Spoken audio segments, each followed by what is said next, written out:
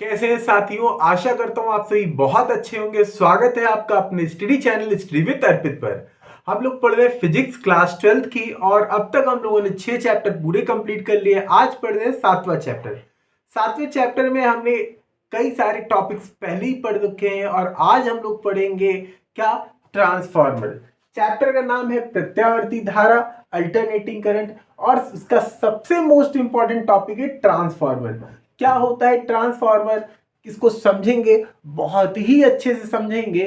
ठीक है, तो ट्रांसफार्मर वैसे तो आप लोगों ने देखा होगा, बड़े बड़े ट्रांसफार्मर्स रखे देखे होंगे बिजली घरों में, और इनका काम क्या होता है ये आपको नहीं पता। इसके अलावा कई सारे छोटे ट्रांसफार्मर हमारे दैनिक जीवन में जो उपकरण हम लोग यूज करते हैं उसमें भी इसका इस्तेमाल किया जाता है।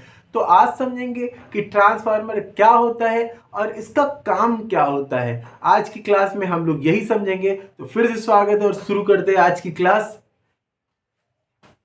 देखिए, ट्रांसफार्मर की बात करते हैं तो ट्रांसफार्मर जो होता है ये अन्योन प्रेरण के सिद्धांत पर कार्य करने वाली एक युक्ति होती है।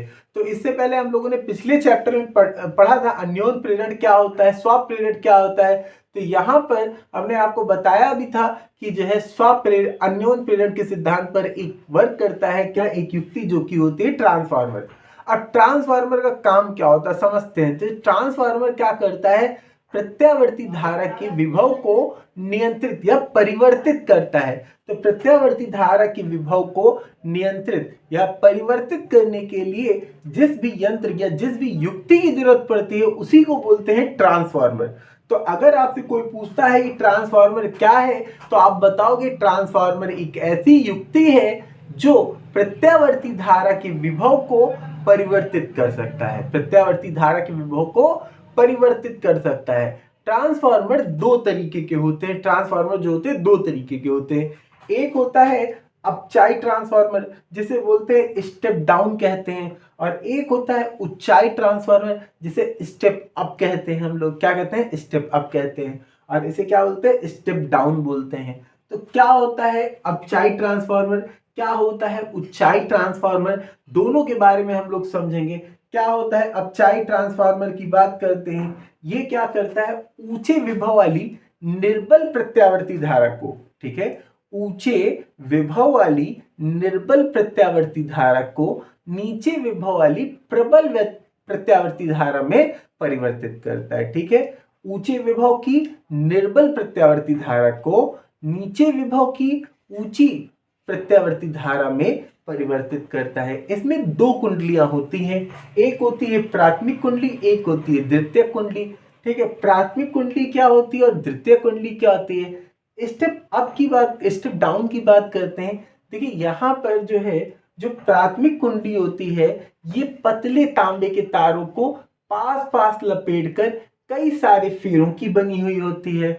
और नीचे स्टेप डाउन की बात करते हैं, ये क्या होता है हमारा, ये जो है मोटे तार की होती है और कम फेरों की होती है। किसकी होती है, मोटे तार और कम फेरों की होती है। ठीक है, तो स्टेप अप की बात करते हैं, स्टेप डाउन की बात कर रहे हैं, अपचाई की बात कर रहे हैं। इसमें क्या है, दो कुंडलियां हैं।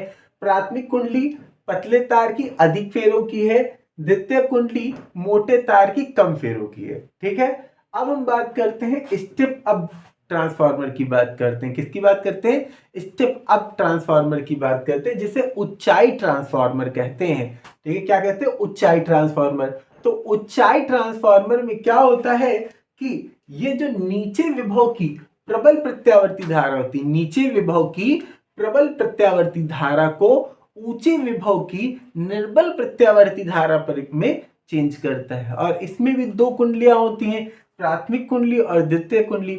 ये क्या होता है, अपचाई का जस्ट उल्टा होता है। अपचाई में क्या था, प्राइमरी कुंडली पतले तार और अधिक फेरों की थी, यहाँ पर प्राइमरी कुंडली जो है क्या है, मोटे तार की और कम फेरों की है, मोटे तार और कम फेरों की है। और जो द्वितीय कुंडली है ये क्या, पतले तार और अधिक फेरों की है। तो इस तरीके से आपको समझ आया कि जो है अपचाई ट्रांसफार्मर में और उच्चाई ट्रांसफार्मर जस्ट एक दूसरे के अपोजिट वर्क करते हैं। ठीक है, दोनों क्या होते हैं, जस्ट अपोजिट, और इनकी संरचना भी आप बने हुए देख रहे हैं। अगर हम पूरे ट्रांसफार्मर की बात करते हैं तो पूरे ट्रांसफार्मर की रचना क्या होती है इसको समझते हैं। देखो यहाँ पर जो ट्रांसफार्मर होता है लोहे की कई सारी पत्तियों को एक दूसरे के ऊपर रख के बनाया जाता है। ठीक है, यहाँ पर क्या करते हैं, कई सारी पृथक लोहे की पृथक कई सारी पत्तियां होती हैं जिनके ऊपर एक के ऊपर एक करके पत्तियां रखी जाती हैं और इससे ये बनाया जाता है। होता क्या है, यहाँ पर ये आपको आयताकार भी दिख सकता है और गोलाकार भी दिख सकता है, अलग अलग तरीके के आपको दिख सकते हैं। तो यहाँ पर हम लोग अगर बात करते हैं जो हमारे पास ट्रांसफार्मर दिया गया है, तो ट्रांसफार्मर में हमने एक के ऊपर एक करके कई सारी पृथक लोहे की पत्तियां आयताकार रखी हैं और पृथक पत्तियां रखने का रीजन क्या होता है कि इसमें कम भंवर धाराएं उत्पन्न हो जिससे कि ऊर्जा का हाथ भी कम हो, इसलिए हम इस्तेमाल करते हैं। इसमें दो कुंडलियां होती हैं, एक प्राथमिक कुंडली और एक द्वितीय कुंडली। एक कुंडली जो होती है वो मोटे तार की और कम फेरों की होगी। एक कुंडली कैसी होगी, मोटे तार और कम फेरों की होगी, और दूसरा पतले तार की और अधिक फेरों की होती है। दोनों ही कैसी इंसुलेटेड है, दोनों कैसी हैं, इंसुलेटेड है। दोनों कैसी हैं, इंसुलेटेड, मतलब कि इनके ऊपर जो है क्या एक परत चढ़ी रहती है जिससे कि ये एक दूसरे पे टच होने पर भी शॉर्ट ना करे। ठीक है, तो इस तरीके से इसकी रचना है। अब मेन इंपॉर्टेंट बात इसकी है कि इसकी कार्यविधि क्या होती है, कार्यविधि को समझना है। ये बड़ी बात है कि कार्यविधि ये काम कैसे करता है। ये तो समझ लिया कि किस सिद्धांत पे कार्य करता है, कितने प्रकार के होते हैं, संरचना क्या होती है, तीनों चीजें हम लोगों ने समझ ली। लेकिन अब मेन है कि कार्य सिद्धांत क्या होता है। अब अभी मैंने बताया कि ये जो है लोहे की कई सारी पृथक नर्म लोहे की पृथक पत्तियों के ऊपर रख के बनाया जाता है। अब जिस भी प्रत्यावर्ती धारा स्रोत को जोड़ना होता है उसको ट्रांसफार्मर की प्राथमिक कुंडली से जोड़ते हैं हम लोग। उसे किससे जोड़ते हैं, प्राथमिक कुंडली से हम लोग जोड़ते हैं। जब हमने ट्रांसफार्मर की प्राथमिक कुंडली को प्रत्यावर्ती धारा स्रोत दिया, ठीक है, प्रत्यावर्ती धारा स्रोत से धारा दी हमने, तो क्या होता है, उसमें प्रत्यावर्ती धारा बहने लगेगी और लोहे का जो क्रोड होगा, ये क्रोड एक बार एक दिशा में और दूसरी बार दूसरी दिशा में चुंबकित हो जाएगा। एक बार क्या होगा, एक दिशा में चुंबकित होगा और दूसरी बार दूसरी दिशा में चुंबकित हो जाएगा।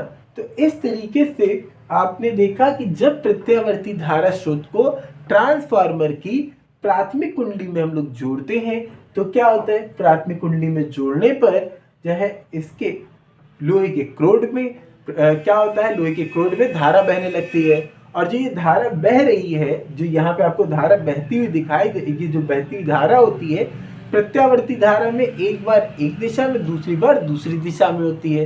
देखिए इसी क्रोड पे ही आपको दूसरी तरफ सेकेंडरी कॉइल दिखाई दे रहा है। तो सेकेंडरी कॉइल में क्या होगा ये समझना है। भाई प्राथमिक कॉइल में कर रहे हैं तो क्या हो रहा है, एक बार जो है एक दिशा में दूसरी बार दूसरी दिशा में हो रही। तो जब दूसरा कॉइल भी इसी कुंडली के ऊपर लगा है तो बार बार चुंबकन और विचुंबकन होगा। भाई एक बार चुंबकन होगा एक बार विचुंबकन, ऐसे ये रोटेट करता रहेगा। तो इस तरीके से यहाँ पर दूसरी वाली कुंडली में क्या होगा, विद्युत वाहक बल उत्पन्न हो जाएगा। यहाँ पर क्या होगा, विद्युत वाहक बल उत्पन्न हो जाएगा। अब क्या है विद्युत वाहक बल, ये आप लोगों ने पहले पढ़ रखा है। तो ये बार बार चुंबकन और विचुंबकन के कारण क्या हो रहा है, इस दूसरी वाली कुंडली में क्या हो रहा है, विद्युत वाहक बल उत्पन्न हो रहा है। अब मान लेते हैं कि प्राथमिक कुंडली में फेरों की संख्या है NP, मान लिया क्या है NP, प्राथमिक कुंडली में कितनी है NP है, ठीक है, और दूसरी वाले में कितनी NS, P मतलब प्राइमरी, S मतलब सेकेंडरी। अब अगर हम बात करते हैं फैराडे के नियम के हिसाब से, तो विद्युत वाहक बल के लिए हम लोगों ने पढ़ा था EP is equal to minus NP del phi upon del T, ये पढ़ा था प्राथमिक के लिए। सेकेंडरी के लिए बात करें ES हो जाएगा minus ES del phi upon del T हो जाएगा। अगर हम दोनों को डिवाइड कर दें तो डिवाइड करेंगे तो कितना हो जाएगा, ES अपॉन EP, और इधर ये दोनों कैंसिल और माइनस माइनस कैंसिल, तो बचा कितना NP अपॉन NS बचा। क्या हो गया, NP अपॉन NS। तो मतलब क्या है कि यहाँ पर विद्युत वाहक बल जो होता है ये डिपेंड करता है किस पे, फेरों की संख्या पर, कि इन कुंडलियों में तांबे के जो तार लपेटे गए हैं इनके फेरों की संख्या कितनी कितनी है इसके ऊपर डिपेंड करता है। और यही जो हमारा होता है यही डिपेंड करता है विभव पर भी डिपेंड करता है। ठीक है, यही किस पे डिपेंड करता है, विभव पर भी डिपेंड करता है। और ये किसके बराबर होता है, आर के बराबर होता है। आर को बोलते हैं हम लोग क्या, परिणमन अनुपात बोलते हैं। क्या बोलते हैं, आर को परिणमन अनुपात बोला जाता है। यही होता है आर, क्या होता है, परिणमन अनुपात होता है हमारा। ठीक है, अब अगर हम बात करते हैं कि अगर आर का मान क्या है, हाँ, आर का मान 1 से कम है। ठीक है, आर का मान क्या है, आर हमारा जो है लेस देन 1 है। ठीक है, तो अपचाई ट्रांसफार्मर होता है, आर का मान जो है क्या है, आर इज लेस देन कह रहा है, तो आर इज लेस देन 1। ठीक है, आर इज लेस देन 1 हो रहा है, तो ये क्या है हमारा अपचाई हो रहा है। अगर ग्रेटर देन 1 है, ठीक है, तो उच्चाई हो जाएगा। तो आर जो होता है परिणमन अनुपात होता है। अगर आर का मान 1 से कम है तो अपचाई ट्रांसफार्मर होगा, अगर 1 से अधिक है तो उच्चाई ट्रांसफार्मर होगा। तो इस तरीके से हम लोगों ने ट्रांसफार्मर को पूरी तरह से अच्छे से पढ़ लिया है। आप लोग वीडियो को देखिएगा, 1 से 2 बार देखिएगा और आपको जरूर से जरूर समझ में आएगा। आप लोग एक बार किताब खोल के भी पढ़िए।